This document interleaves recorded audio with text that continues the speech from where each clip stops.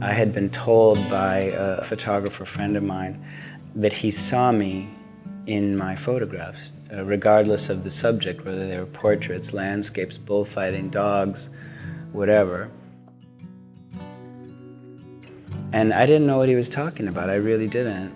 And he said, well, look at these pictures in front of you.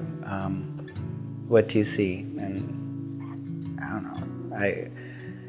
He sort of challenged me to explain and describe the aesthetic qualities of these prints. They all sort of contained a darkness, a quietness, an intensity, a bit of humor, some formality to their structure.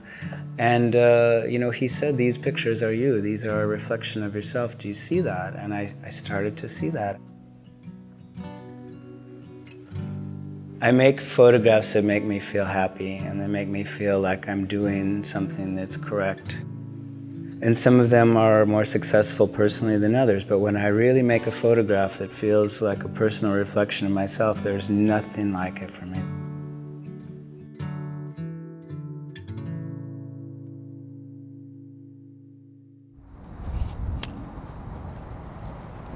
When I go out with a camera, it's often just practice.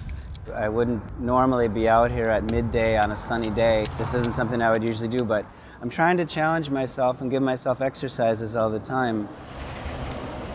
This series is an experiment in and of itself, so every photograph is also an experiment.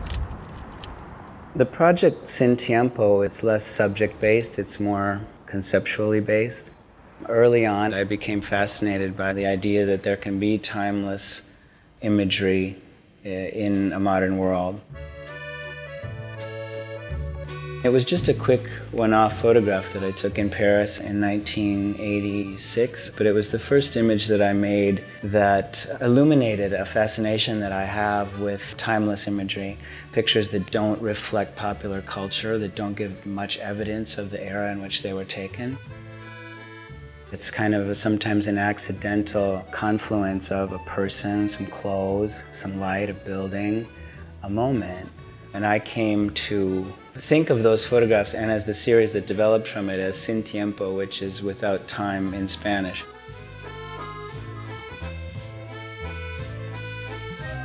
I've been working on this 10 years, 20 years, I don't know. And I probably have 15 or 16 pictures so far. So we'll see how long it takes for the rest of them. You know, I'll make some prints out of this day and we'll see what they do. They'll survive or they won't.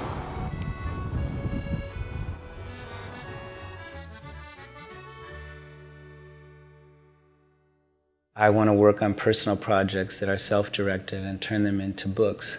I love books. They're something of a legacy. It's going to be on somebody's shelf 50 years from now, maybe 100 years from now. And I like that. I like that my books might be around for a while, having a life of their own, as opposed to being photographs that I keep for myself.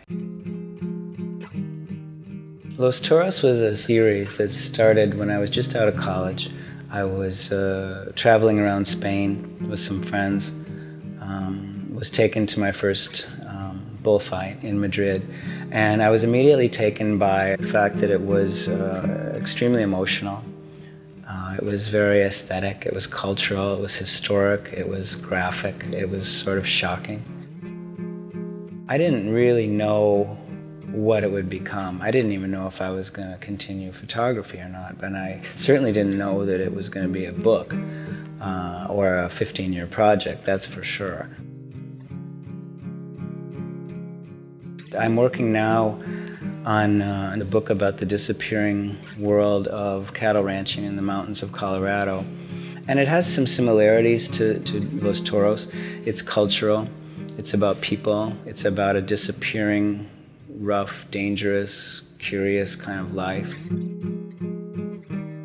Even though the subject matters have quite a bit in common, there are different challenges to shooting ranchers in the West. There is no obvious focal point, and you're out in this vast land. And maybe the one thing that happens that day happens without you looking at it, and then you're done for the day. And it's an ongoing challenge and education in another kind of photography.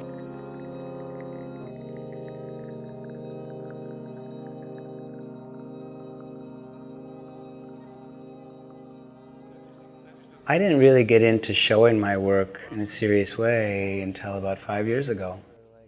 I had already been a commercial photographer for 20 years or something, and just doing all this stuff on my own. But now there's a new door opened to me, a new outlet for my photography, this fine art world, and I enjoy it. I enjoy it very much. I love showing my pictures on the wall. It's kind of exciting, I use digital photography for certain purposes, but I never use it for my personal work. I prefer to use film because it just feels correct to me. It feels more like a craft.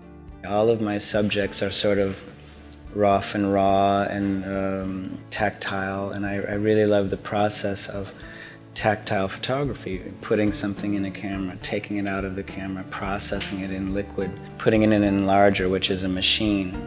It's not a computer, it's a mechanical thing. I know how to use digital cameras, I know how to use computers, but I always go back to this mechanical way of making photographs. It's light and silver, and that's what I like about photography. I don't really care to use computers in my own personal work. I mean, it is what's happening in photography today. It's how people make pictures, but it's not how I make pictures.